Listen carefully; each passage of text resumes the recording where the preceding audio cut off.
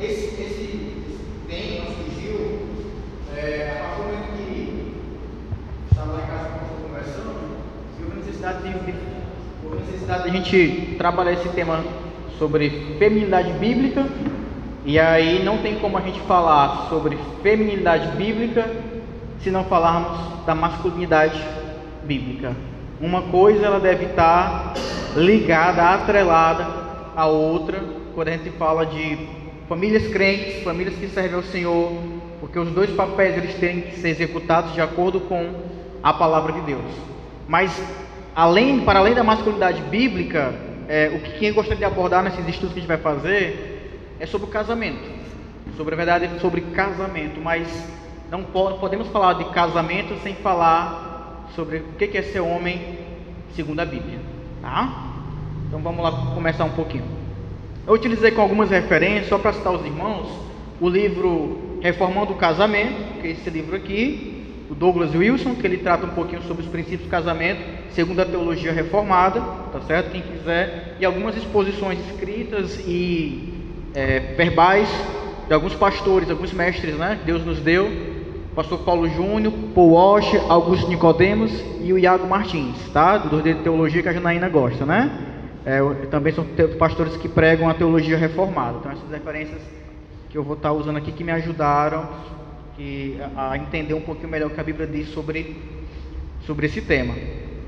E aí tem um versículo que eu trouxe para os irmãos, para a gente começar a pensar um pouquinho nessa questão, que é em 1 Reis 2, que diz o seguinte: E aproximaram-se os dias da morte de Davi, e deu ele a ordem a Salomão seu filho, dizendo: Eu vou pelo caminho de toda a terra, esforça-te, pois, e sê homem. Davi aqui ele estava já no seu final da sua vida, no seu leito de morte, já, como ele próprio diz, eu vou pelo caminho de toda a terra, o pó, a sepultura, está perto de morrer, e ele chama o seu filho Salomão, que teria por volta de 15 a 18 anos, um jovem rapaz iniciando sua vida, e ele dá um conselho. Geralmente quando a gente as pessoas que passam por uma experiência de morte, ou que estão perto ao fim da vida, elas têm uma experiência de olhar para a vida com um olhar diferente, de ver realmente o que importa, o que é interessante. Inclusive Salomão, também Eclesiastes, fala sobre isso quando está perto do fim da sua vida. O que importa na vida? Temer ao Senhor. Então quando Davi está aqui, ele está perto da morte, analisando essas questões, e ele dá um conselho para o seu filho, ele dá um conselho para Salomão, e ele diz: esforça-te, pois, e sê homem. Esforça e sê homem. Mas o que é ser homem? Pergunto para os irmãos. O que é ser homem?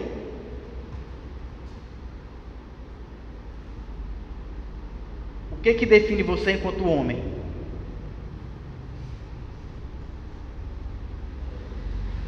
Sem medo, vamos lá, pensar um pouquinho. O que é ser homem? Provedor da casa. Ser mulher pela mulher? Não ser mulher pela mulher. Gostar de mulher, né? Gostar de mulher. É bom, né? É bom. Não. Isso é ser homem. Começa por aí, né? Pronto. Por que essa pergunta é interessante? Porque o mundo nos apresenta vários tipos de homens, vários padrões de homens, e a gente às vezes pode cair no erro de estar seguindo um padrão, achando que é o padrão de Deus, que é o padrão da Bíblia, mas é o padrão do mundo, é o padrão secular. E hoje ainda maior confusão em relação a isso, sobre o que é ser mulher, o que é ser homem, com a ideologia de gênero que desfez tudo, né? A gente assiste uma televisão, é homossexualidade, é transexualidade, é homem que se torna mulher, mulher que se torna homem. Os papéis estão confusos para a nova geração que está surgindo. Então a definição desse papel, desse ser homem, o que é ser homem, precisa estar claro para a gente. Precisa estar esclarecido na nossa cabeça. O que Deus diz sobre ser homem? O que é esse ser homem? E tem algumas visões do mundo sobre o ser homem que a gente precisa entender e distinguir o que Deus diz e o que o mundo fala. sobre o que é ser homem. Geralmente a gente tem uma visão cultural, da cultura tradicional, sobre o que é ser homem. O que torna o cabra macho? O cabra é macho quando o cabra tem isso aqui, rapaz. Se ele não tiver isso aqui, o cabra não é macho, não. Quais são as características que a cultura tradicional... O que eu chamo de cultura tradicional? Aquilo que nós pegamos dos nossos pais, da nossa família, que aprendemos com alguém, que a televisão apresenta tradicionalmente, tá? Porque a gente tem um referencial de homem de algum lugar. Às vezes, prioritariamente ou primariamente, vem dos nossos pais. Mas nem sempre os nossos pais têm o padrão bíblico de ser homem. Tem o padrão de macho, como a Bíblia apresenta, como a Bíblia fala. Às vezes ele não teve pai, mas teve um tio, teve um parente, teve alguém, um cuidador, que foi a sua referência de homem, que foi a sua referência de masculinidade. Mas será que essa pessoa ela era, de fato, um homem bíblico? Então a gente tem que definir um pouquinho o que a cultura traz enquanto padrão de homem, macho, masculinidade. Geralmente a cultura apresenta a gente como macho, o cabra marrento, né? O cabra tem que chegar botando banca, marrento. O cabra que chega meio acuado no cantinho, mas esse cabra aí, não sei não, é frouxo.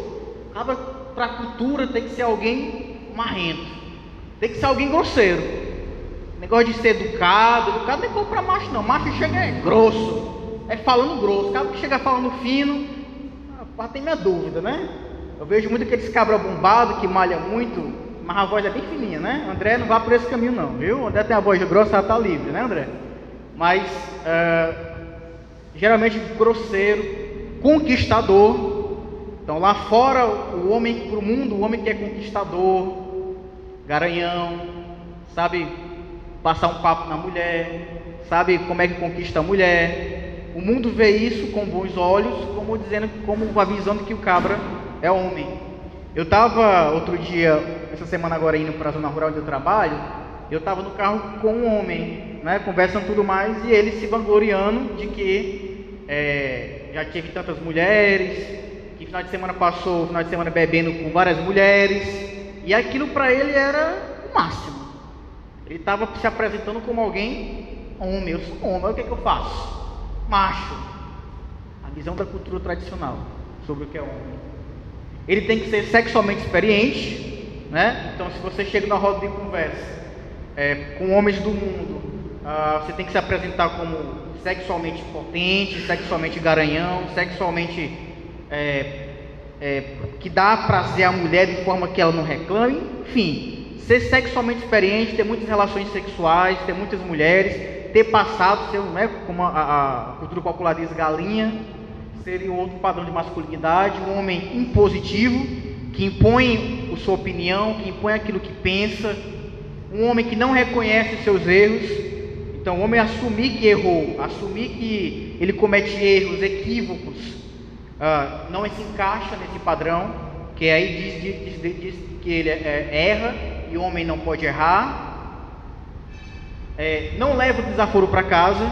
Então aquele homem que ouve uma coisa aí, que não gostou, ele vai para casa, mas tem que arrumar uma confusão, tem que arrumar uma briga, tem que arrumar o desentendimento. Ele não aceita desaforo. Ele tem que partir para algo, para agressividade verbal, para o conflito. Ele tem que agredir, mas ele não leva esse desaforo para casa. Ele tem um elevado nível de agressividade, precisa agredir. E por que eu coloquei elevado? Porque a agressividade é algo importante para o homem. O homem necessita ser agressivo, mas quando extrapola esse elevado nível, a gente já sai dos padrões bíblicos, tá? Então, o mundo entende esse elevado homem que briga a todo instante, a toda hora. Ele é o dominador da mulher. O Adriano aqui deu uma posição, né? Não ser dominado pela mulher. É uma visão que às vezes a visão da cultura traz. Dominador da mulher. Mas esse dominador da mulher tem como característica tratar a mulher como se fosse um objeto. Um objeto. Não trata a mulher com a liderança que a Bíblia diz, que a gente vai ver aqui. Mas trata a mulher como um objeto, como uma coisa, como algo a ser explorado, algo a ser usado, seja sexualmente, seja a seu serviço próprio egoísta. Então trata a mulher como uma coisa, como um objeto. Ele quer ser servido, né? Então é um traço. Ele é egoísta. a masculinidade do mundo, ela é a masculinidade egoísta, monopolizador, tudo está em volta dele, tudo é centrado nele, tudo é para ele. Ele é competitivo, então ele está sempre competindo com os outros, ou sempre competindo com a própria mulher sobre quem tem a razão. É uma característica do mundo, e aí a gente poderia colocar várias e outras características que a visão da cultura traz sobre ser homem. Geralmente, quando a gente tem essa descrição desse homem, né, mais ou menos ali grosseiro, como a gente está vendo ali, é a visão que o mundo atribui às vezes à Bíblia e sustenta que a Bíblia é machista. É a sustentação da visão machista que a cultura e que as pessoas têm em relação à masculinidade. Será que é isso o padrão da Bíblia? Será que é isso que a Bíblia de fato apresenta como ser homem, ser macho? São essas características? Essa é uma visão que a cultura trouxe. A tradicional. Mas aí o negócio foi ficando tão crítico, essa visão que a gente está vendo aqui, que surgiu várias mulheres teóricas, filósofas, que passaram a criticar, e aí surgiu vários movimentos, né? E essa visão de homem na cultura foi mudando, foi modificando, e foi surgindo no nosso tempo um outro padrão de masculinidade. A apresentação do que é ser homem hoje em dia, que vai destoar disso aqui. Hoje em dia, no nosso tempo, na pós-modernidade, o que a pós-modernidade fala sobre ser homem? O que hoje é bonito? O que hoje é alcançado? O que é desejável para as novas gerações para ser homem? A visão da cultura pós-moderna, no nosso tempo, ela diminui a importância do ideal de masculinidade como virilidade. Então, se lá a gente tinha, na visão tradicional da cultura, o homem viril, bruto, grosseiro, enquanto cabra macho, a cultura pós-moderna diminui esse ideal. Não atribui a virilidade como algo de traço desejável do homem. Ela diminui essa masculinidade, essa virilidade. Ela trocou aquela aparência, né, do homem se barbeando com um machado, da virilidade, por uma visão mais estética, mais delicada, quase beirando a imagem feminina, né?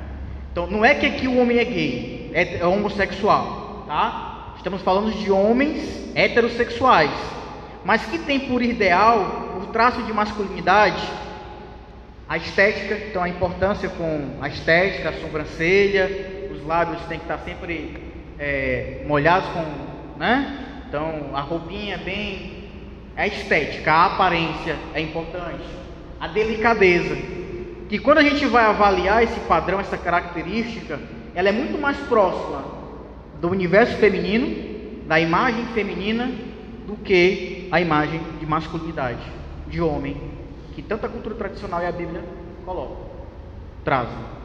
Hoje a gente vê, por exemplo, isso nas roupas, né? Nas roupas. Outro dia eu fui faz tempo na verdade, ano passado, lá em Parnaíba tem a Riachuelo, e eu fui na Riachuelo. E aí eu, olhando as calças, rapaz, eu decepcionei. Eu falei, rapaz, isso aqui não é loja pra mim não. Riachuelo, que é comum. As calças tudo justinha, aquele estilo ali que a gente tá vendo naquela foto ali.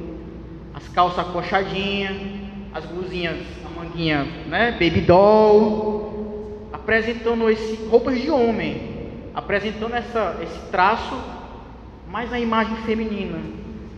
Então, essa representação do homem viril, ela é diminuída e se aproxima mais desse homem feminino, desse homem mais estético, delicado, né? Delicado. Então, essa visão pós-moderna, pelas filosofias que eu falei para vocês, vê o homem, ser homem é ruim, ser homem é ser um opressor, e que o bonito é ser o delicado. Hoje em dia, a gente falar que é defesa da heterossexualidade, a gente é apedrejado, esculachado, a gente é atrasado, né? Ele tem aversão à agressividade e à evitação de conflitos, enquanto o homem da cultura tradicional, ele é agressivo em excesso. O homem pós-moderno, esse homem que nos é apresentado hoje em dia para as novas gerações, é o homem que não é agressivo, é o homem que não entra em conflito, é o homem que não pode falar o que pensa, se impor, ou se colocar numa roda de conversa, dizer sua opinião. Ele tem que evitar o máximo possível ser agressivo, ser impositivo, falar o que pensa, falar aquilo mesmo que seja discordante dos outros. Ele não vê problemas em compartilhar funções que são típicas da mulher. Eu vi várias reportagens um tempo atrás das mulheres que saem de casa para trabalhar, para sustentar, e o homem fica em casa cuidando dos meninos, da mulher, do filho, né? Então eles trocam esse papel tradicional do homem sair de casa para sustentar pelo discurso do politicamente correto. Não, hoje em dia tudo bem, hoje em dia não tem problema, por motivos dessa diminuição, desse politicamente correto, dessa frouxidão na cultura sobre o papel do homem. Eles são amantes de si mesmo. Então o espelho, né, o narcisismo, eles se olham no espelho e são amantes de si mesmo. Também é uma masculinidade egoísta, que olha mais para si do que para o outro. E aí é um termo que é utilizado em alguns estudos, que hoje em dia essa masculinidade ela é suave. É uma masculinidade suave, não é grosseira, não é rude, não é bruta como a tradicional, é uma masculinidade suave, delicada, meiga, doce. E a gente vê isso no nosso dia a dia.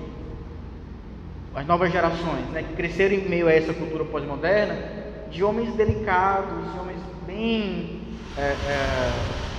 mansos, não longânimos, mas mansos no sentido de não se colocar, não ter nenhum tipo de agressividade. Tiraram da cultura a agressividade que é essencial ao homem, ao ser homem, ao se tornar homem.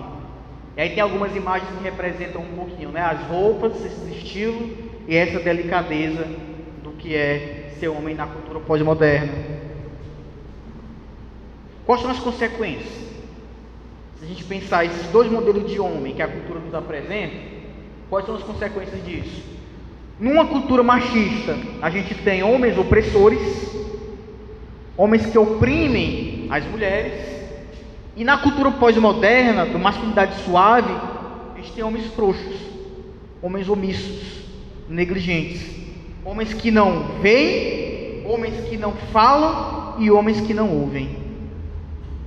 Se a gente tem um homem que oprime na cultura machista, na cultura do masculinidade suave, a gente tem um homem omisso, diminuído, que não se apresenta, que não se posiciona, que é negligente, omisso. E o que é que esses dois modelos de homens, o que é que esses dois padrões de homens têm gerado? O que é que eles têm nos apresentado? Eles têm produzido, geralmente, mulheres deprimidas, mulheres depressivas, infelizes e insatisfeitas no casamento. Por quê? Porque as mulheres não são valorizadas, não são ouvidas, escutadas, não são enxergadas, olhadas, consideradas, valorizadas.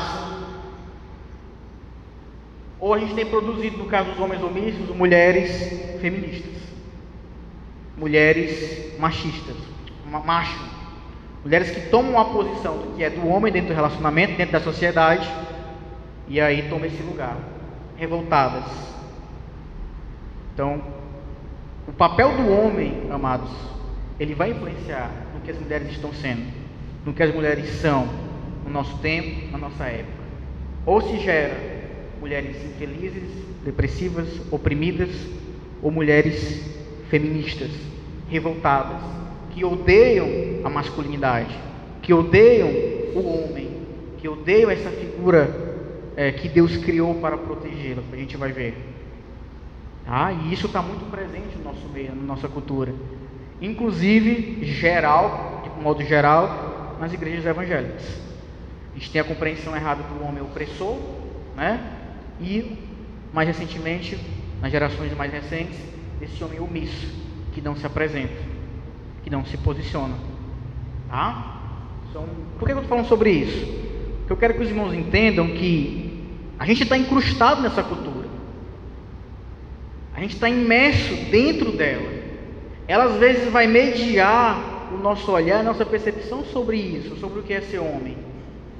Se a gente não entender, não discernir, não diferenciar isso, o que é da cultura secular e o que é da Bíblia, eu posso achar que eu estou sendo um homem bíblico pela visão da cultura, pela visão que a sociedade, que o mundo me apresenta.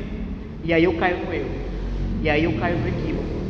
Por isso eu preciso diferenciar o que o mundo apresenta e o que a Bíblia fala sobre o ser homem. Tá? Tudo bem? Está aqui?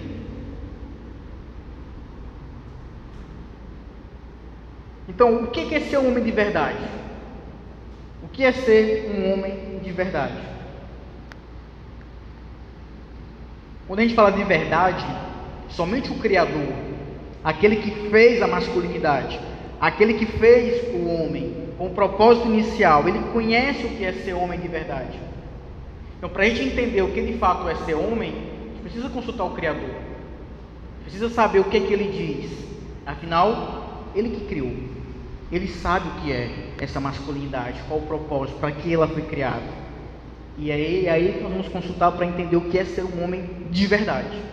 Não um homem falso, um homem mentiroso, uma visão secular, diabólica, mas um homem segundo o padrão do Criador. A criação em Gênesis, abra sua Bíblia em Gênesis, leia para mim Gênesis 1:26.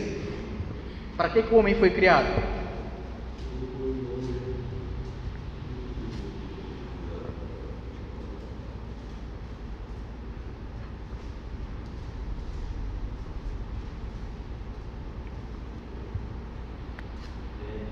Gênesis 1:26, outro pode abrir em Gênesis 2:15 e outro pode abrir em Gênesis 2:16.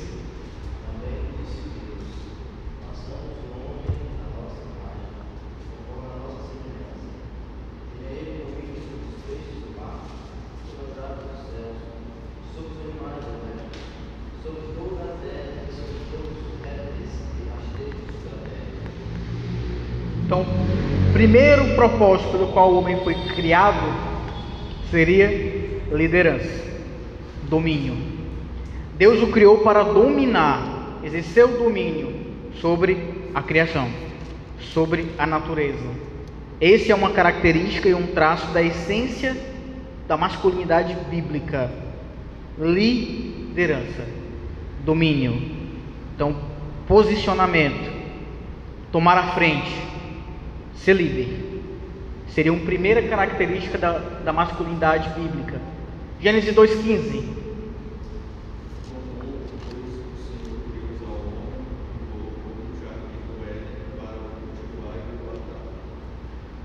Colocou Deus o homem no jardim do Éden para cultivar. Segunda característica do homem, ou uma segunda essência do homem bíblico, ele foi destinado para o trabalho, para o cultivar. Desde a criação já existia trabalho. O trabalho não é maldição, o trabalho é bênção. O pós-queda, a fadiga é que vai ser a maldição sobre o trabalho, mas o trabalho em si mesmo, desde a criação, ele é bênção e é o homem que é o responsável pelo trabalho. Ele foi criado para trabalhar. 2:15, nosso irmão leu também, foi criado para guardar o jardim. O homem tem a função de proteção. Deus deu a ele a atribuição de guardar o jardim. Ele era responsável por proteger, por observar, por supervisionar, trabalhar e observar e proteger o jardim. E por fim, Gênesis 2:16.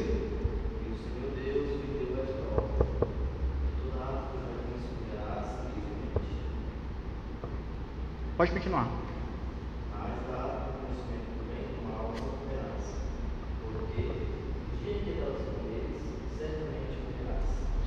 Deus deu a ordem para quem? Ao homem. Deus deu uma ordem ao homem. E isso está embutido ao homem a responsabilidade. É dele a responsabilidade. Deus deu ao homem a responsabilidade de obediência, de obedecê-lo. É a ele que foi dada a responsabilidade, a atribuição de observar a lei. Então a gente tem, como na criação de Gênesis, As características do homem: liderança, criado para o trabalho, o de proteger, e a responsabilidade caía sobre os seus ombros. E aí a gente tem no capítulo 3 de Gênesis, todo mundo já conhece a narrativa, né? Mas leia para mim, por favor, irmão Jefferson, Gênesis 3. Vamos acompanhar aí a leitura.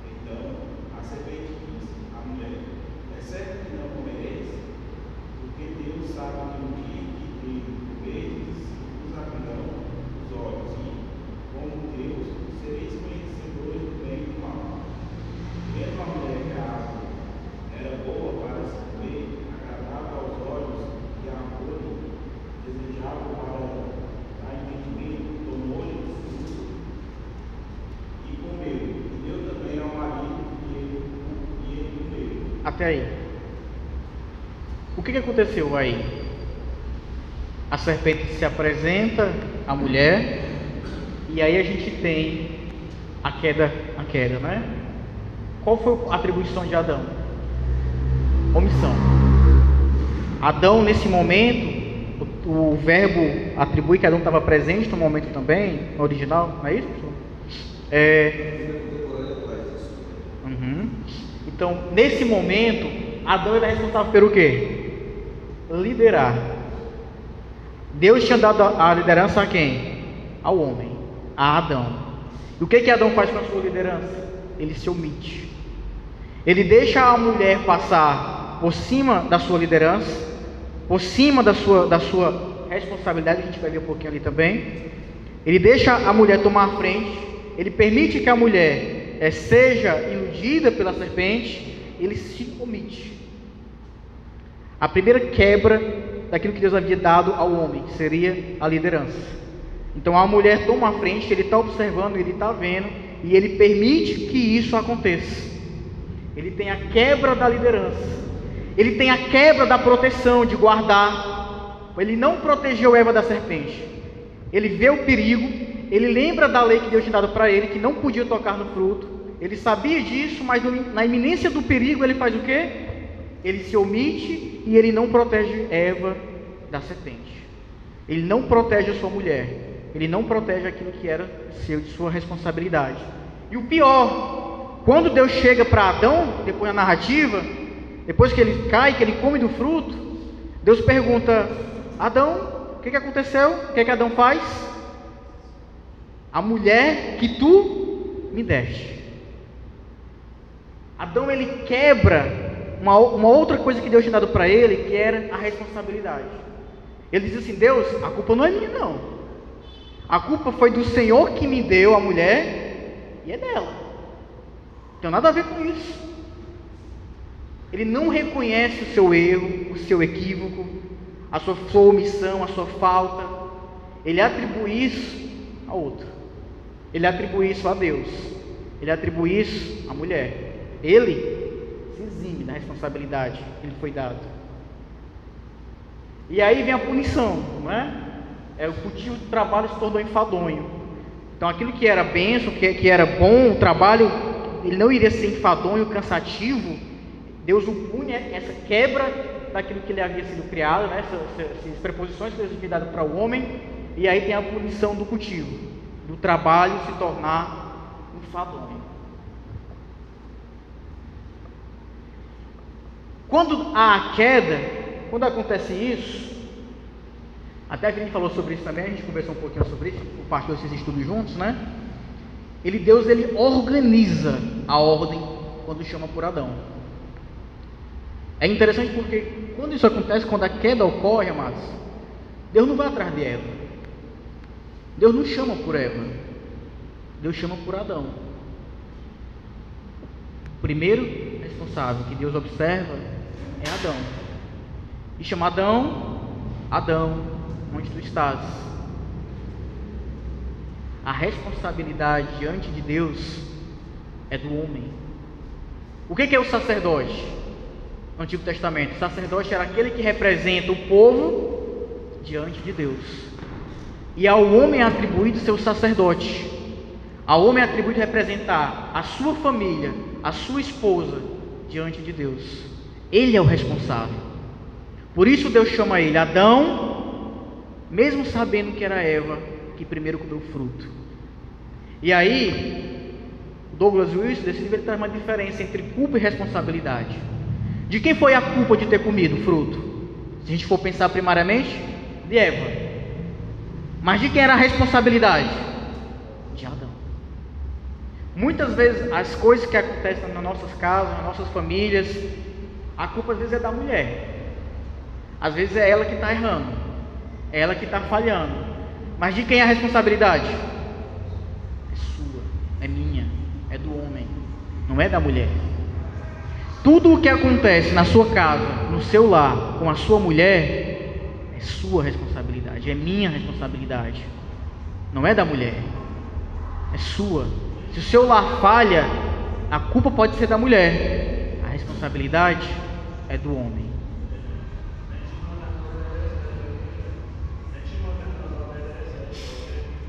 Você manda, mas ela não obedece.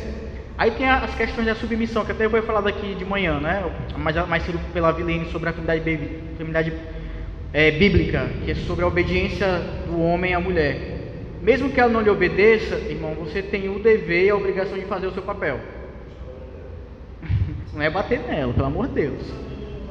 De orientar, de mostrar, de liderar. Se ela está vendo como uma mulher insubmissa, aí já é uma outra questão. Mas você não pode se eximir do seu papel que Deus lhe deu. E até de orar por ela para que Deus toque, enfim, esse é o seu papel. Mesmo que ela não tenha o padrão bíblico de ser mulher de obediência, de submissa. Mas a sua liderança de mostrar, de direcionar, de olhar, de orar a Deus por isso, é sua. Certo? Minha, né? Também como marido. Deus deu ao homem o dever de sustento. Como a gente viu, né? No início. Então, no início da criação, antes da queda, o homem era o responsável. No pós-queda, ele continua sendo responsável pelo quê? Pelo sustento da casa, pelo trabalho, pelo labor. Agora, do suor do seu rosto comerás. Então, não é atribuição antes da queda e pós-queda. Sempre foi do homem a responsabilidade do sustento da casa, do lar. O homem governará o desejo da mulher. Após a queda, Deus atribui algumas funções específicas à mulher, né, como as dores e tudo mais. E Deus dá ao homem o entendimento ou a função de lembrar à mulher que é ele quem governa. Que não iria mais repetir aquilo que aconteceu na queda, da mulher tomar a frente de liderar, de ser o cabeça, entre aspas, né? Mas Deus disse à mulher, lembrou isso a ela: o homem governará o teu desejo de liderança.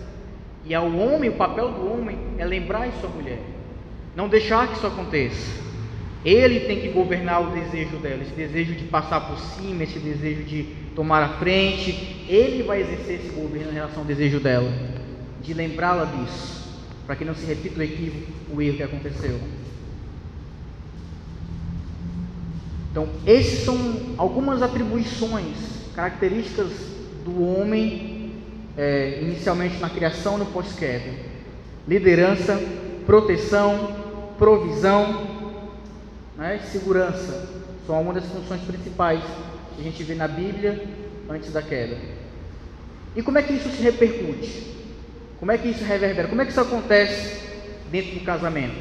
Já que nosso estudo é mais sobre casamento, como é que isso deve ser exercido dentro da relação conjugal, dentro do casamento, né? Primeiro a gente precisa entender o que é casamento. O que é casamento? Hoje em dia, com a ideologia de gênero, né, a gente tem aí casamento homoafetivo, união estável. Se o homem se junta, na cultura popular se amanceba, né? Isso é casamento dentro de Deus? O que é casamento para a Bíblia? O casamento foi a primeira instituição criada por Deus. O casamento foi a primeira instituição que Deus criou sobre a face da terra. A união de um homem com uma mulher. Então, irmãos, o casamento não é algo banal. Não é algo criado pelo homem. Não é algo para satisfazer somente a necessidade biológica, fisiológica do homem e da mulher. O casamento, ele é divino. O casamento tem natureza divina. Ele é algo espiritual. Ele é algo criado por Deus. E é algo que precisa ser visto com bons olhos, que precisa ser visto com cuidado, com zelo, porque o mundo hoje em dia quer destruir o casamento. Se você perguntar hoje para qualquer jovem se ele quer casar, ele diz o quê? Deus me livre, Deus me livre. Como se Deus fosse livrá-lo justamente daquilo que ele foi criado para, que ele criou como instituição divina, o casamento. Se perguntar para uma mulher hoje, diz que no médico, se ela quer casar, ela vai dizer que não quer casar. Primeiro vai ficar independente. Ela não quer responsabilidade, ela não quer compromisso. Mas a Bíblia nos apresenta o casamento como algo divino, como a primeira instituição criada por Deus. Ela é uma tipologia da união entre Cristo e a igreja. Abra sua Bíblia aí em Isaías 54:5 e em outro irmão lê a Bíblia, abra sua Bíblia em Apocalipse 21:9 e 10. Isaías 54:5 e Apocalipse 21:9 ao 10. Pode ler.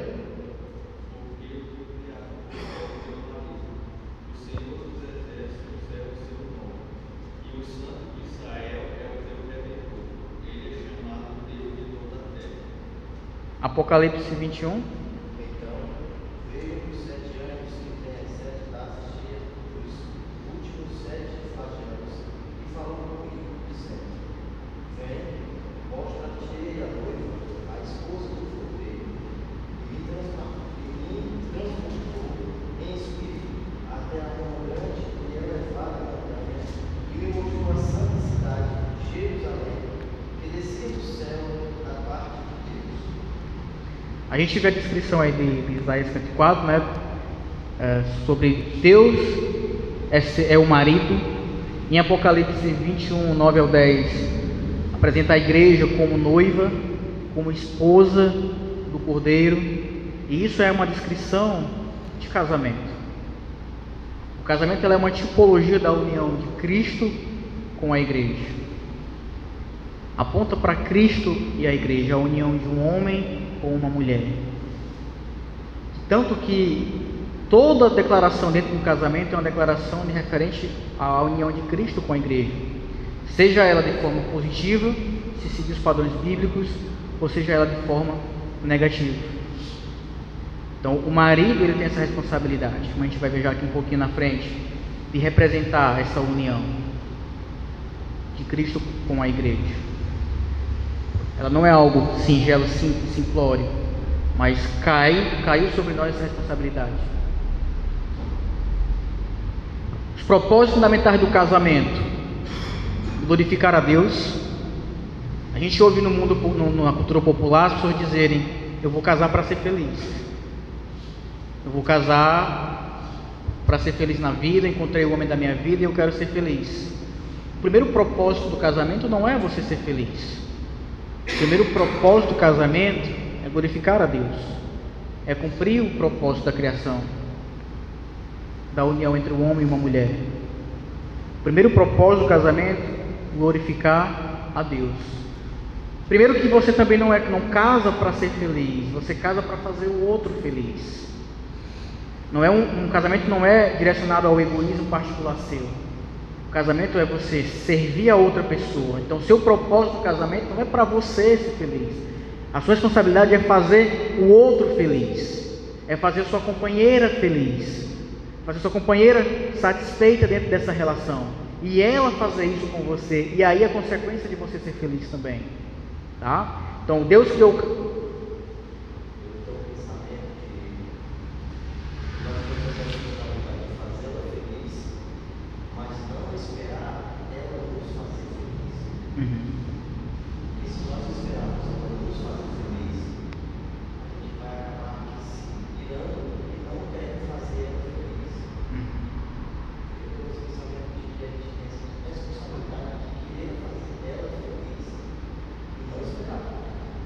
A gente vai ver aqui, estou falando sobre isso, sobre o amor sacrificial.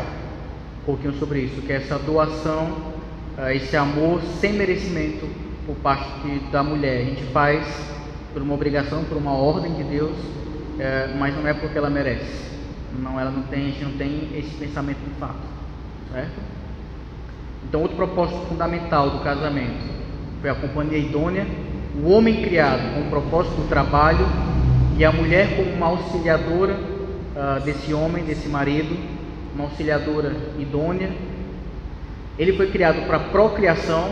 Esses três, glorificar a Deus, a companhia idônea e a procriação, antes da queda, tá? E uma outra propósito fundamental do casamento foi a proteção sexual. Então, o casamento, um dos propósitos dele também é proteger o homem, sexualmente falando, contra o pecado. E isso já envolve pós-queda. Então, esse fundamento está relacionado à presença do pecado e da tentação. Tá? Então, o casamento também tem essa dimensão protetiva na área sexual. Tá? Tanto é que o apóstolo Paulo fala, né, se você não é melhor se casar do que se abrasar. O casamento convém com essa proteção nessa área sexual. Papel do homem no casamento.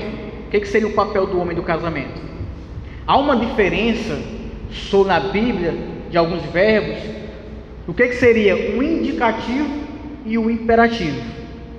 A Bíblia, ela indica, e a Bíblia, ela é imperativa.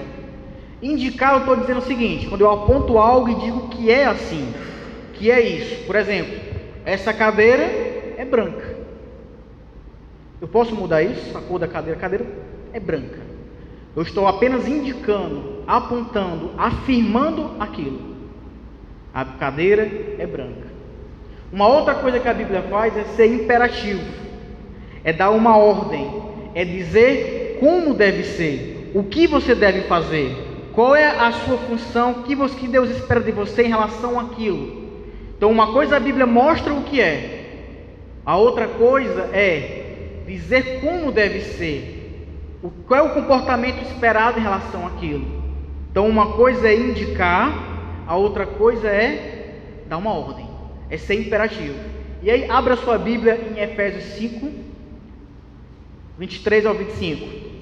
Efésios 5, 23 ao 25. Vamos ver a diferença do que é, nesse versículo, o que é imperativo, o que é indicativo e o que é imperativo. Isso.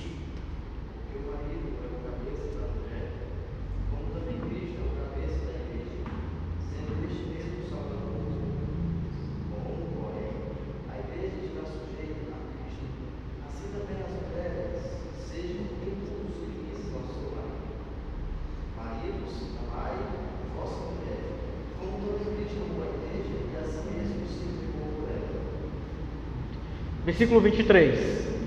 O que é a indicação da Bíblia? O marido, ele é o cabeça da igreja. O marido, ele é o cabeça da igreja. O marido é o cabeça da mulher. A Bíblia não está dizendo, você deve ser o cabeça da mulher.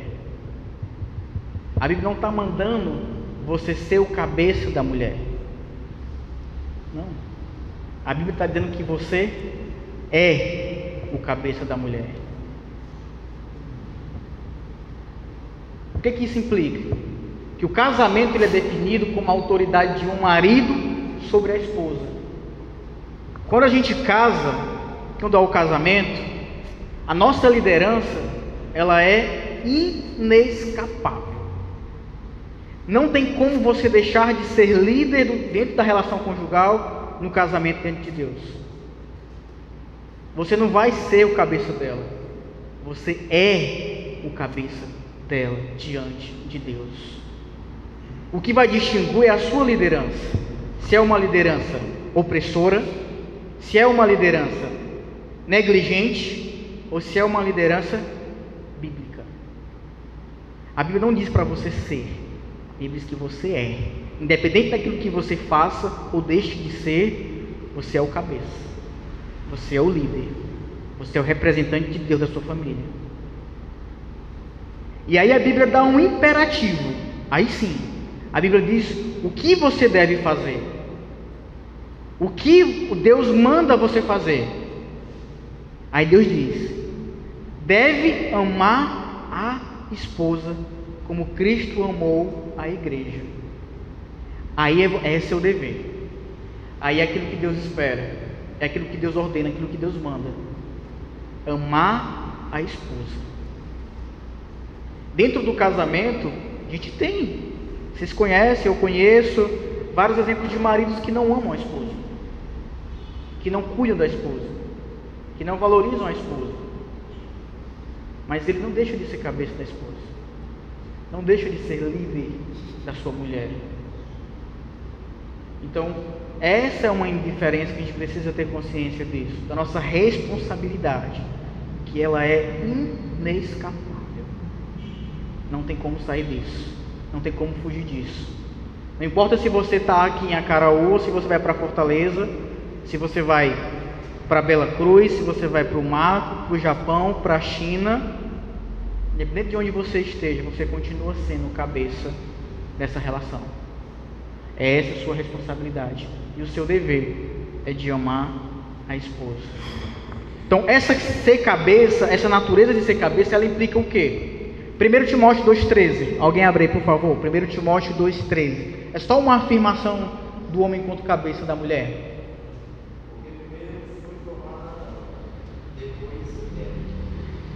Quando Deus forma Adão, e Adão começa a nomear os animais, ele começa a observar e dizer, a sentir a necessidade de ter uma companhia idônea.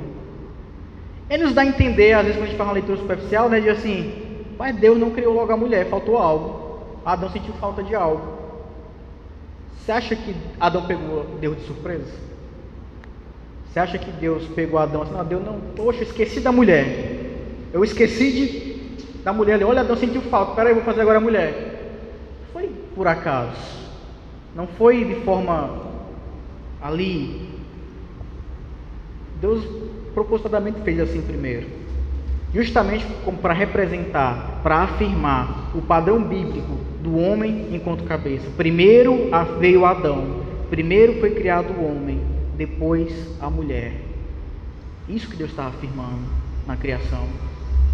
Então, a liderança de um marido dentro do lar não indica que ele pensará e planejará tudo, mas ele deve tomar a responsabilidade, em geral, de iniciar e conduzir o planejamento espiritual e moral para a vida familiar. Por exemplo, o padrão de liderança não será bíblico quando a esposa, em geral, é quem toma a iniciativa em orar nas refeições, liderar a família na preparação para o culto, aos domingos, reunir a família para o tempo devocional, iniciar a discussão sobre que padrões morais serão requeridos das crianças, deliberar acerca das prioridades financeiras e etc. Amados, isso aqui é tão assim, sério e corriqueiro. O marido ele não vai, como o versículo, como a parte primeira está dizendo, pensar e planejar tudo. Mas a liderança implica dele se posicionar e ser o primeiro em decidir. Primeiro é ele que tem que tomar a iniciativa. É ele que tem que se apresentar, convocar a mulher, convocar o seu filho, convocar a sua família, espiritualmente falando, para as proposições. Por exemplo, culto familiar, culto doméstico. Quem é que deve convocar a família para o culto doméstico?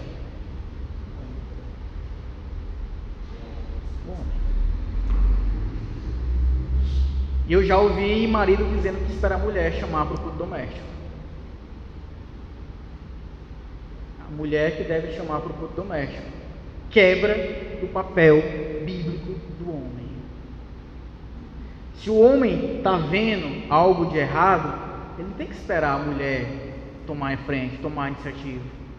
Ele deve chegar e consertar. Ele deve chegar à iniciativa e chamar e convocar.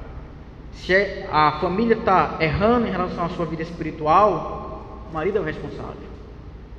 O marido é responsável pela vida espiritual da mulher também, da família, de instruir a criança.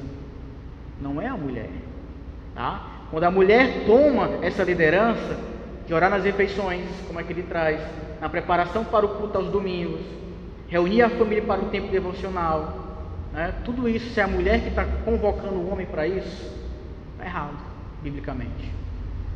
Tá? Esse era o papel do homem fazer. E aí os papéis estão invertidos. Eles estão invertidos. Tá? Então, a liderança espiritual. Josué 24:15, eu fiz aqui a descrição. Porém, se vos parece mal aos vossos olhos servir ao Senhor, escolhei hoje a quem sirvais, se aos deuses a quem serviram vossos pais, que estavam além do rio, ou aos deuses dos amorreus, em cuja terra habitais. Porém, eu e minha casa serviremos ao Senhor. Olha o que Josué fala, olha o que Josué aponta, o que é que ele traz? Eu e a minha casa serviremos ao Senhor. Josué que traz a liderança familiar, a liderança da sua casa.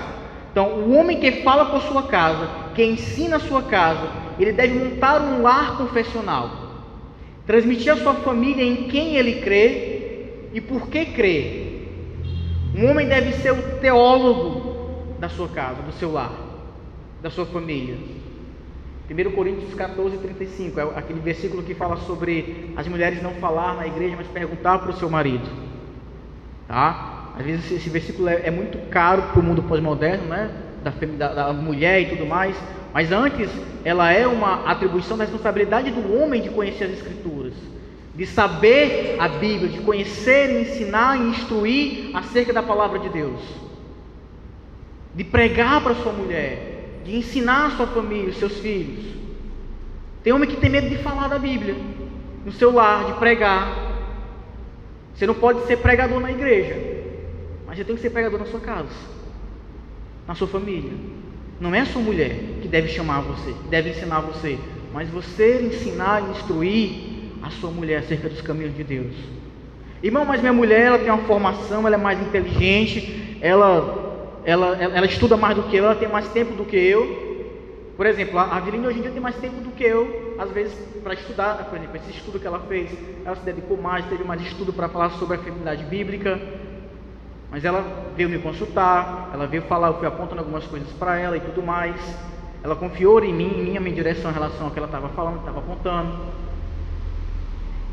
Essa é a responsabilidade do marido. O pastor, ele é responsável pela sã doutrina, ele instrui a congregação, ele orienta de forma coletiva. Na sua casa, irmão, você tem essa responsabilidade. Não delegar somente ao pastor essa função de liderança da sua casa. Ela também é sua, enquanto homem, enquanto marido. Claro que você pode consultar o pastor. Se a mulher tem uma dúvida, você não sabe, vem ao pastor e pergunte para ele. Converse com ele. Peça orientação a ele, como é que livros, onde pesquisar sobre esse assunto. Não é que a mulher também não possa perguntar, falar e tudo mais. Ela também pode, claro, ela também é ovelha do pastor. Mas essa primeira responsabilidade maior é sua, é do homem. Conhecer a Escritura, chamar a responsabilidade de ter um lar confessional. Tá? Sempre as mulheres ficam muito inseguras hoje no mundo porque os homens não sabem, não conhecem a Escritura, a Bíblia. E ela sempre recorre quem? A um outro homem, a um terceiro, a internet, enfim. Mas ela deve primeiro buscar em você. Você deve ser um referencial para ela acerca da Escritura, de chamar ela para estudar a Escritura, chamar ela para conhecer a Bíblia, problematizar essas questões. Considerando o quê? Irmão Giovanni, eu não tenho tempo, eu trabalho fora, eu viajo muito, eu não consigo. Eu não entendo, você não vai se comparar com um pastor que passou 5 anos estudando teologia, que estuda diariamente, o seu sermão, o seu trabalho é estudar teologia, estudar a Bíblia. Você não vai se comparar com o pastor. Você não vai se sentir inferior no seu lado porque o pastor sabe mais e tudo mais que você. Mas tem que considerar, dado o meu tempo, os meus recursos, a minha habilidade, quanto eu posso aprender e quanto eu posso ensinar a minha esposa e os meus filhos. Se você negligencia isso aqui, nunca tem um tempo. Eu sou burro, eu não consigo ler a Bíblia e entender. Eu sempre invento desculpa para não assumir essa responsabilidade. Você está tirando de você, que não pode ser tirado, a liderança espiritual. do seu lar, da sua casa. Então, se você não sabe, não conhece, vá atrás, busque, conheça, se informe, estude a Bíblia. Esse é um direcionamento, tá?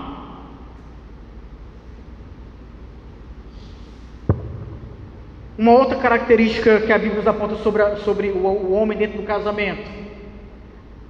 Efésios 5, como a gente leu, né, a Bíblia dá uma ordem que é: para as mulheres, a ordem é respeitar. A Bíblia, irmãos, a Bíblia é tão sábia, ela é de uma sabedoria assim, que extrapola, de fato, o entendimento. Há na Bíblia a atribuição de todos amarem.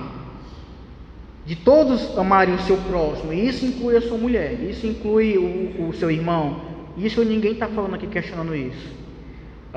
Mas quando o apóstolo Paulo, em Efésios 5, ele faz um direcionamento, ele dá uma especificação. Ali o Espírito Santo está reconhecendo a fraqueza no homem e na mulher. Quando o Espírito Santo, através do apóstolo Paulo, dá esse direcionamento específico sobre mulheres, respeitem os seus maridos. Foi falado aqui pela Avelina, mais cedo para as mulheres, porque as mulheres têm em sua essência uma dificuldade de respeitar.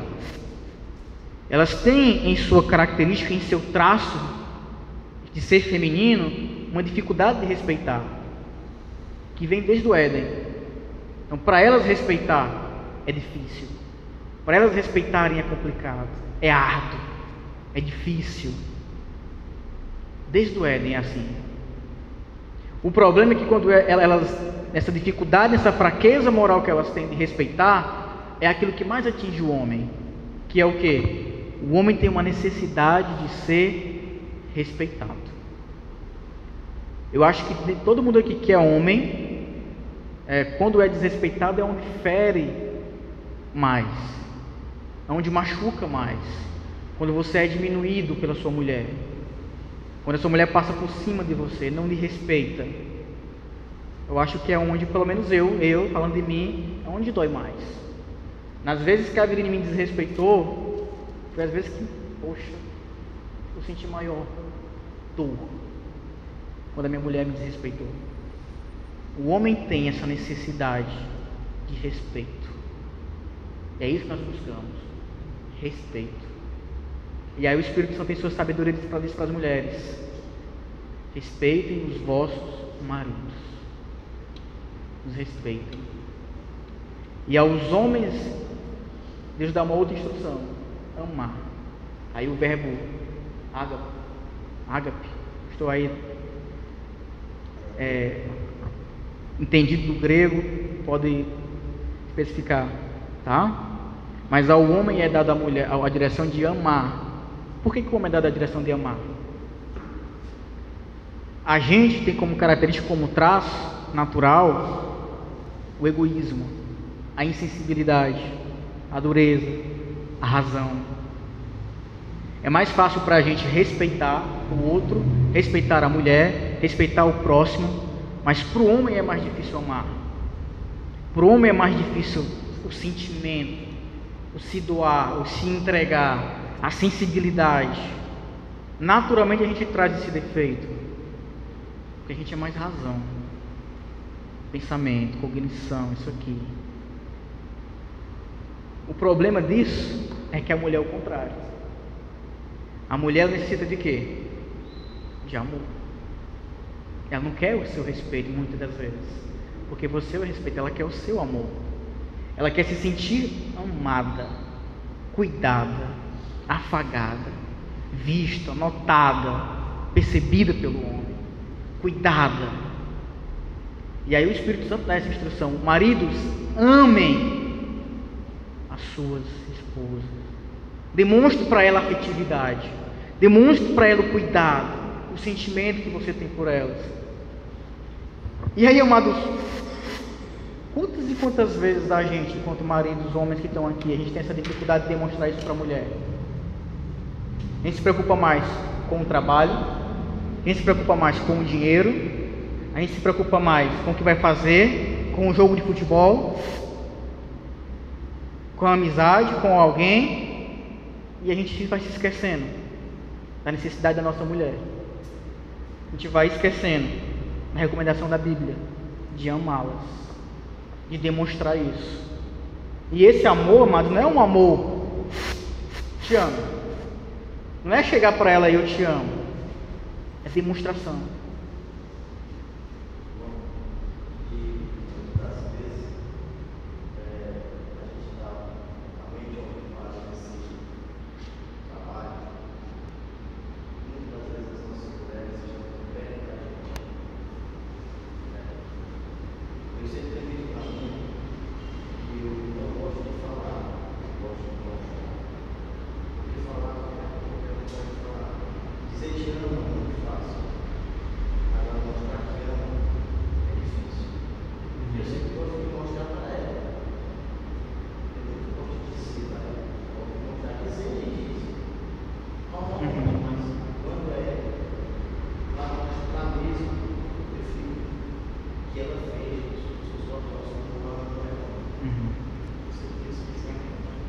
E aí, Léo, tem uma coisa, sabe, porque veja bem, a mulher, ela se enfeita, a mulher, ela, né, vai de salão, preocupada com roupa, preocupada com aparência, muitas das vezes. Por que isso? Ela tem essa necessidade dela.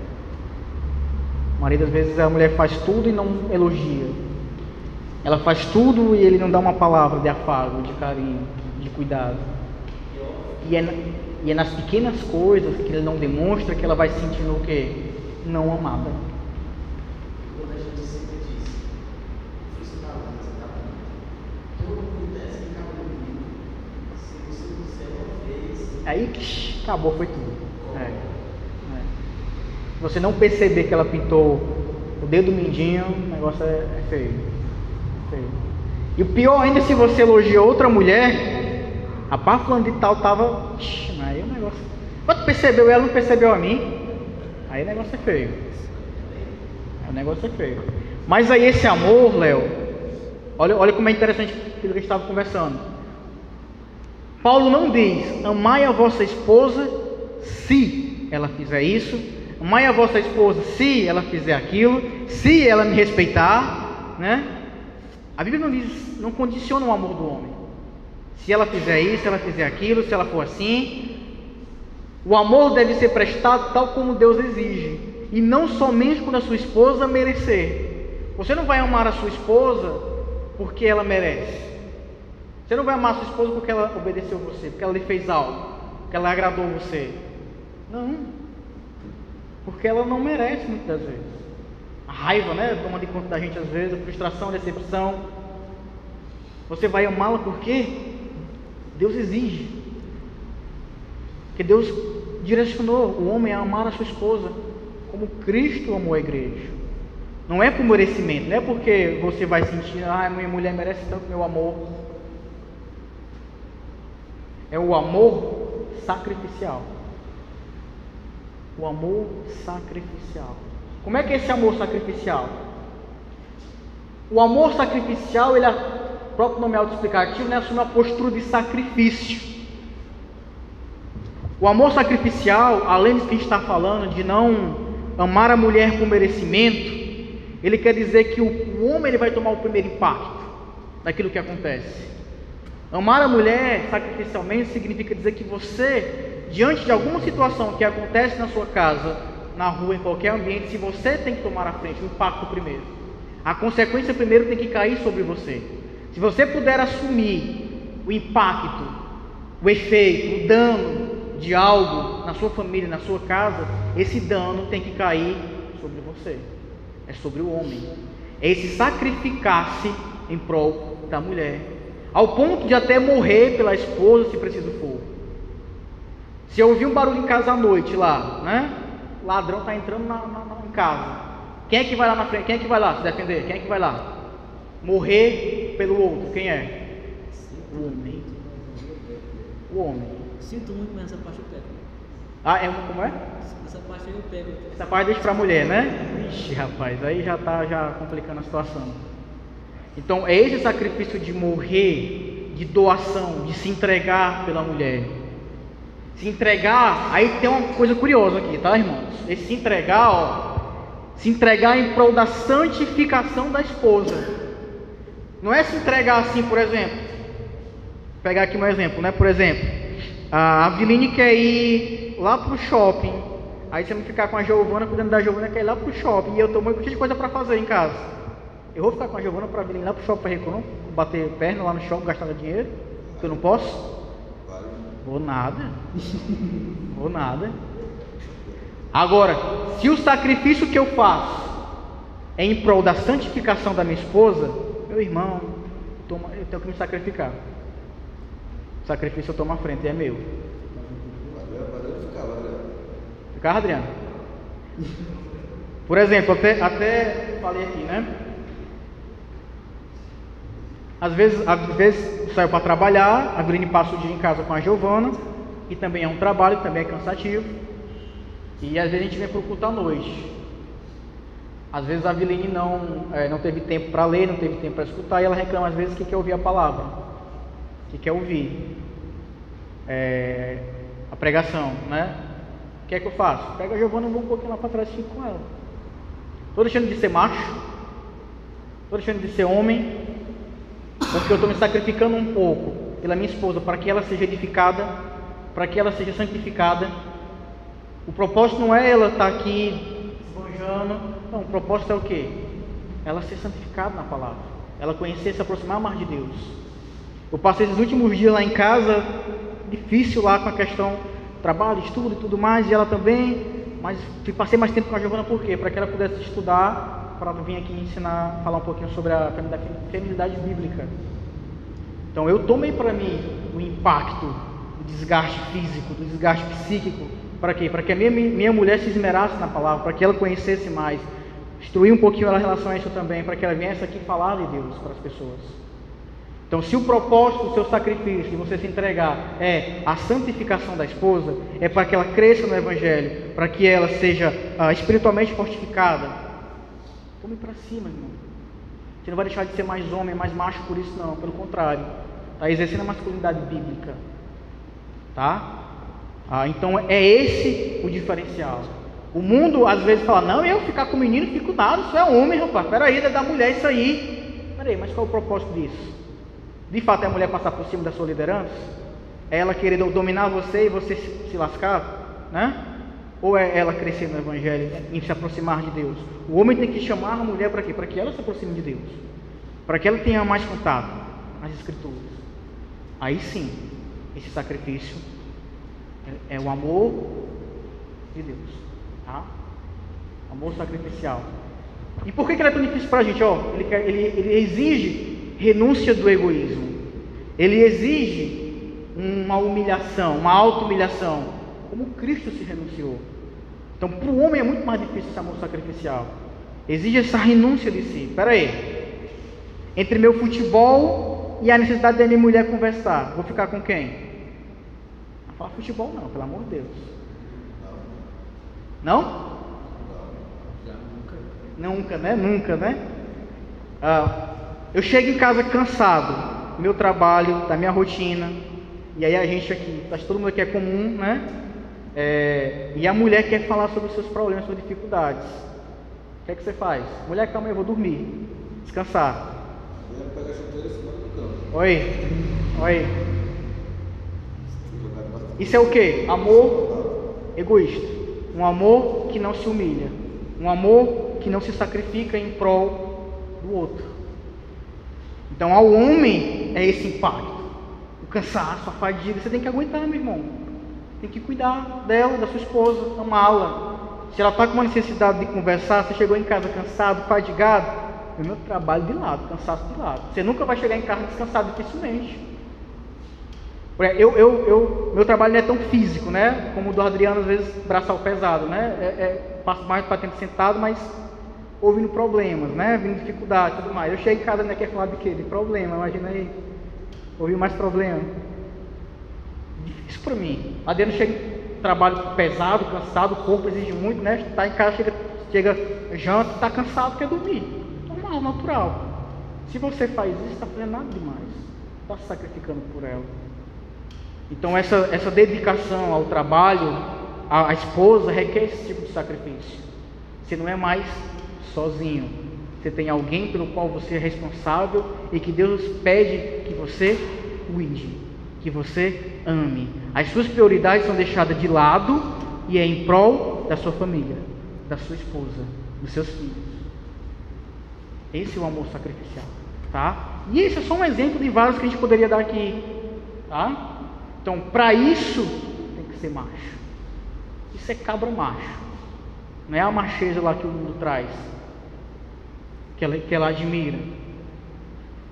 Outra característica do homem dentro do casamento: provisão, né? Como a gente já falou aqui. Essa atribuição não foi dada à mulher, a não ser alguns casos específicos, né? Por necessidade, se não atrapalhar a vida comum do lar, a criação dos filhos, senão a mulher pode trabalhar sem nenhum problema, né? Mas essa atribuição ela é do homem. Então o homem não pode contar com o salário da sogra, com o salário do tio, com o benefício do governo, com... Trabalhe, meu irmão, tem que trabalhar, tá? Maldita é a terra por tua causa, com sofrimento comerás dela todos os dias da tua vida. Essa atribuição foi ao homem, não é atribuição da mulher. Não dá para você contar com o salário da sua esposa, tá? É seu. Mas além dessa provisão, o homem ia aí pro Ednardo, pro nosso irmão Bruno, pro nosso irmão André, que não são casados ainda aqui, né? Essa provisão já começa desde agora com o quê? Dever de se preparar para o trabalho. Dever de se preparar para o trabalho. Homem hoje tem homem gigolô, né? Homem que quer viver à custa das mulheres, que não se prepara para o trabalho, não assume a responsabilidade. Meu irmão, se você quer casar, se você quer cumprir, prepare-se para o trabalho. Faça uma faculdade, faça um curso, arrume um trabalho em que você não gosta dos estudos, mas você tem que fazer algo, você tem que produzir algo, você tem que se preparar para isso, para assumir essa responsabilidade no casamento, tá? Então viver do sustento dos pais não é o ideal, tá? Mas essa provisão, ela não é só material, tá? Ela não é só do trabalho em si. Essa provisão inclui o quê? A comida, né, que já está colocado, roupas. Êxodo 21:10 fala sobre isso, roupas. Então, além da alimentação, da comida, do pão, a mulher precisa de vestimento, a mulher precisa de shampoo, a mulher precisa de brinco, a mulher precisa de uma série de inúmeras coisas, né? Não cair no erro da vaidade, por vaidade, mas o homem tem que prover isso também, tá? Necessidades das mulheres também. Então, se não cair no erro da vaidade, das mulheres se esbanjarem, não cuidarem disso também, mas a responsabilidade do homem prover, não só a comida, o alimentar-se, mas roupas, aquilo que ela necessitar. E tem outra provisão, sexual. O homem também tem que ser o provedor sexual de sua esposa. Abra sua Bíblia em 1 Coríntios 7. Isso aqui é para os casados, viu? Provisão sexual para os casados, viu? Os solteiros aí. Parte boa, é? Sexo é bom, irmão. É bom. No casamento é maravilhoso. 1 Coríntios 7, 3 ao 5.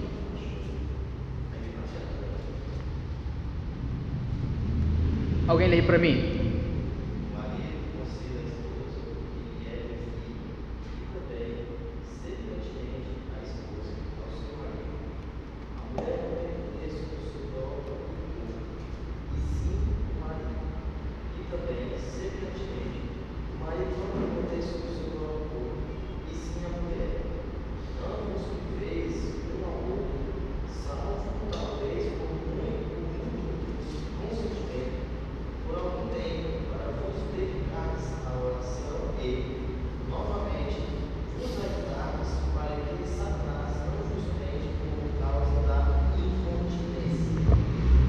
O mundo lá fora, ele acabou borrando um pouquinho sobre a questão da sexualidade, do sexo.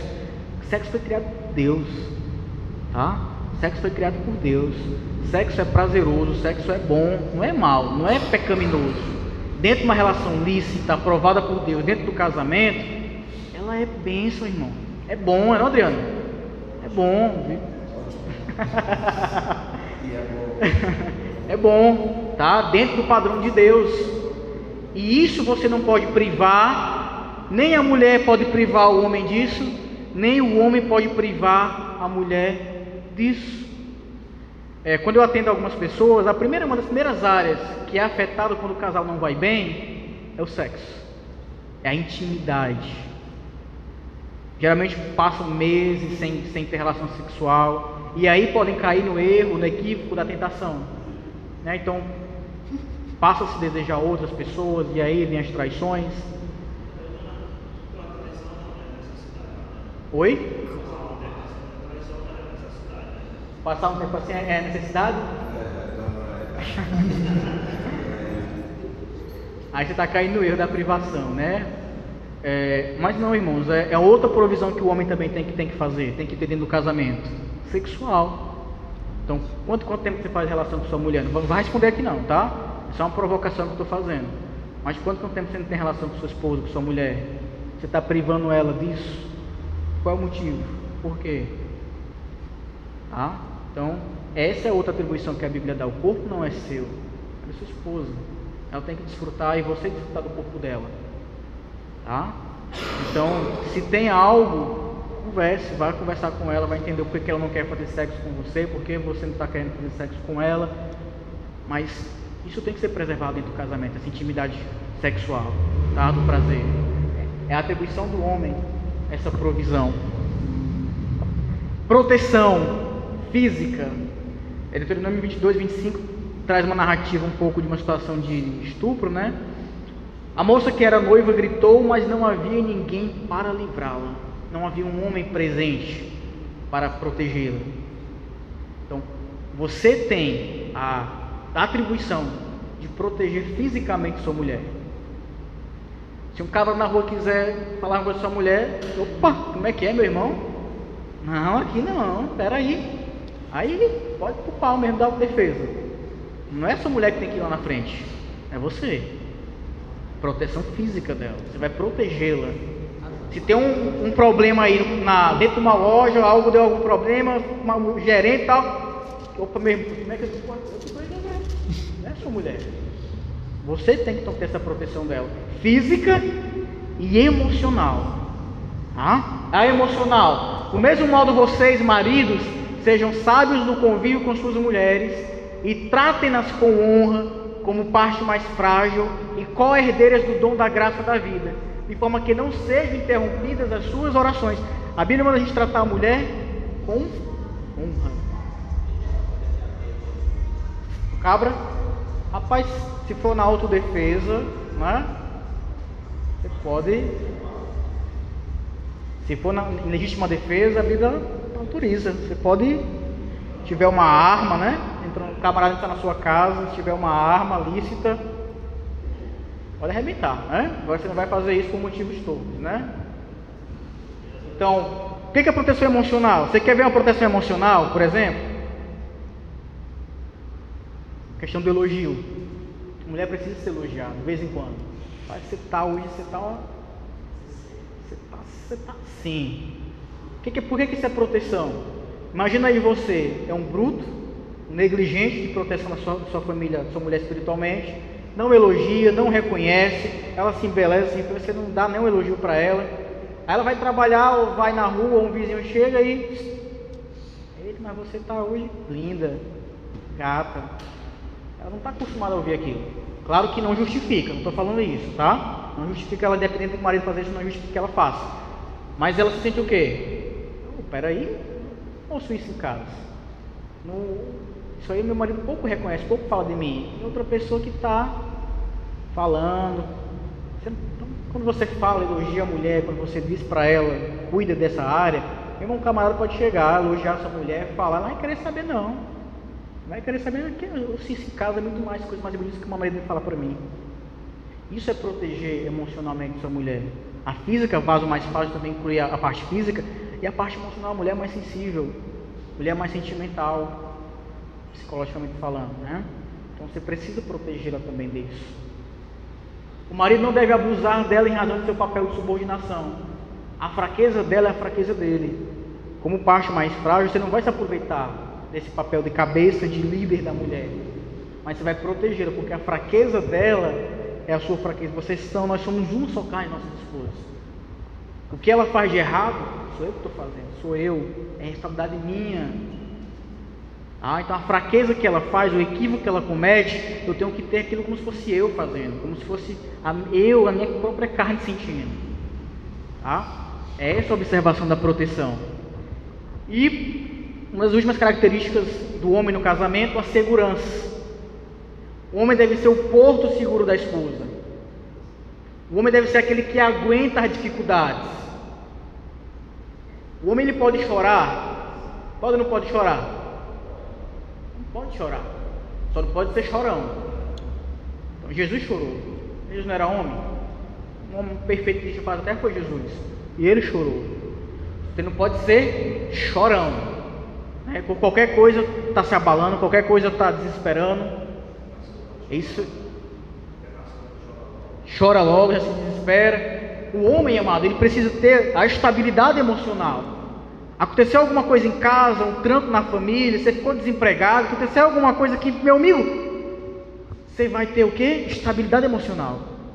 É você que vai ser o porto seguro dela. A mulher está preocupada, está ansiosa, você, espera aí, calma, vamos por aqui, vamos fazer assim, nós vamos fazer isso, Deus vai abençoar, Deus vai abrir os caminhos. É você que é a pedra de segurança da sua esposa. Não é ela que tem que ser a sua. O homem que é chorão, sensível demais, que a mulher não se sente segura ao lado dele, que não aguenta as dificuldades, é aquela masculinidade lá que ele falou, a suave. O homem pode, qualquer coisinha se abala, não é. O homem bíblico, ele aguenta o trampo, porque ele sabe que é ele que é o responsável por isso. A mulher pode se desesperar, chorar. Você está do lado dela, calma, segura na mão, nós vamos por aqui, nós vamos fazer assim, o direcionamento, a liderança. Você pode de vez em quando chorar, tudo bem, irmão, não tem problema não, você é ser humano. Agora você não pode entrar em desespero, ficar chorando por qualquer coisa. E aí esse é o equívoco, tá? Então homens que não aguentam diante de uma dificuldade, não têm essa estabilidade emocional, não estão exercendo o seu papel bíblico de segurança da mulher, o porto seguro. Ele não pode ser um peso para a esposa. Olha, eu atendo muitas mulheres, e os dois homens, como eu falei para você no início, o homem machista e o homem suave, meu irmão, causa prejuízo na mulher que você não tem ideia. As mulheres que têm um homem que não dá segurança, elas se sentem sobrecarregadas, cansadas, fatigadas. Elas queriam alguém que lhe desse alívio, que lhe desse segurança. E elas às vezes têm um homem em casa que não oferece isso, que não oferta isso. Isso não está sendo homem bíblico, tá? Então isso é uma atribuição sua. O Douglas Wilson do livro, ele diz o seguinte: o homem deve ser uma rocha no seu lar, uma pequena pedra que pela graça de Deus representa a pedra que é Cristo. Lembra do casamento com a tipologia da união de Cristo com a igreja? Cristo, ele é a pedra angular.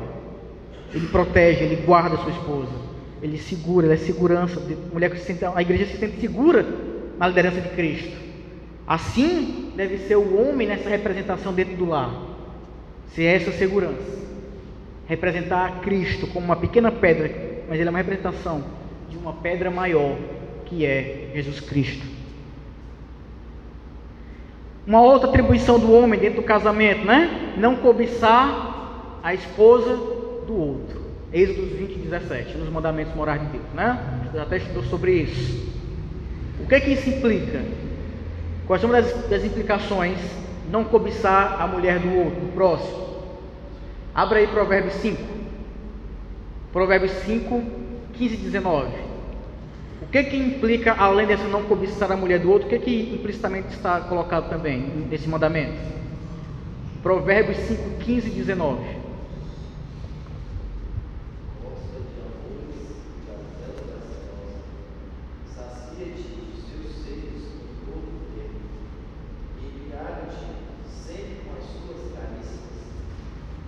Continua. É 15, 19? Isso.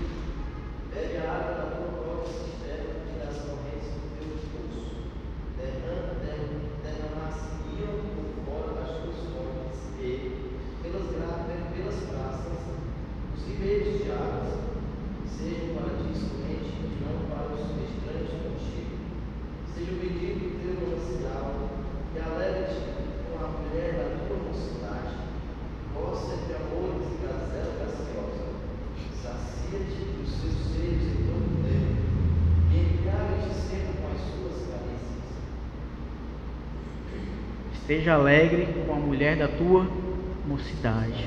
Sacia-te nos teus seios. Ele faz uma descrição aí desse desfrutar da sua mulher. Quando a gente passa a cobiçar esse mandamento do não cobiçarás a mulher do teu próximo, além de ser uma representação da união de Cristo, da fidelidade de Cristo para com a sua noiva, com a sua igreja, essa relação da fidelidade com a mulher, do marido com a mulher, além dessa representação, também está dizendo, olha, eu me dou tempo satisfeito à mulher que Deus me deu.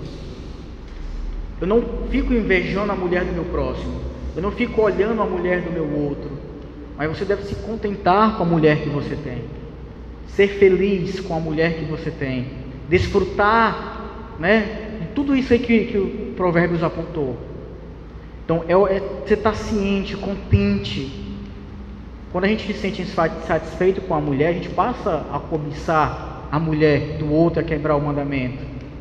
Às vezes sua mulher não pode ser a mais bonita, a mais bela, existem mulheres mais bonitas e mais belas, mas meu irmão, aprenda a se deliciar com o que você tem, com o que é seu, com o que Deus lhe deu, tá? E aí você está cumprindo uma outra atribuição do homem no casamento, ser feliz com a mulher que você tem. Pode ter mulheres mais bonitas, mais belas, mais inteligentes, mas você vai se alegrar com a sua e esquecer a do outro, tá? Às vezes a gente fica murmurando às vezes tanto, né, em relação à mulher, eu queria que você fosse mais magra, mais gorda, cabelo maior, menor, tal, diz, fique satisfeito. A Bíblia recomenda, dê satisfeito com a mulher que você tem, desfrute dela, seja feliz com ela.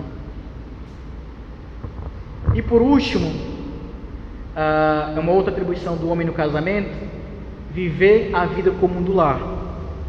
1 Pedro 3,7. Aí tem algumas interpretações, né, pastor, sobre esse texto, tem algumas interpretações sobre esse texto que eu vi, e eu fiquei com Augusto Nicodemos, quando ele trata essa passagem de Pedro, do 1 Pedro 3,7, se viver a vida comum do lar. O que seria viver essa vida comum do lar?